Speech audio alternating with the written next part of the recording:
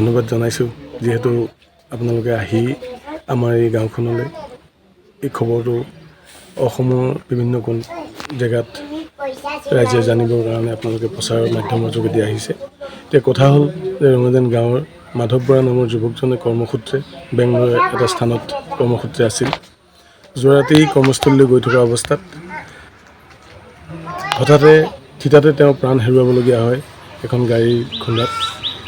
এই ঘটনাটোৱে আমাৰ ৰঙাজান গাঁওখন তথা এই অঞ্চলটোক অত্যন্ত দুখত পতিত কৰাইছে।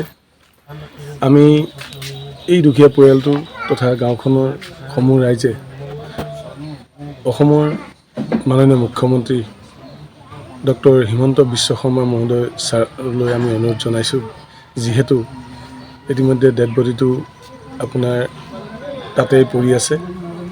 এই পৰিয়ালটোৰ আৰ্থিক সচ্ছলতা বৰ্তমান নাই, অতি দুখীয়া পৰিয়াল। গতিকে যিকোনো ব্যৱস্থা এটা কৰি যাতে এই শৱদেহটো আমাৰ নিৰ্দিষ্ট গাঁৱলৈ বা তথা এই ঘৰখনলৈ অনাৰ যিটো ব্যৱস্থা, এই ব্যৱস্থাটো আপুনি কৰি দিব বুলি আমি অনুৰোধ জনাইছোঁ। পৰিয়ালটোৰ যি অৱস্থা, সেই দুৰৱস্থাখিনিৰ কথা আপোনালৈ আমি আজি এই মিডিয়া মাধ্যমৰ জৰিয়তে আপোনালৈ প্ৰেৰণ কৰিছোঁ।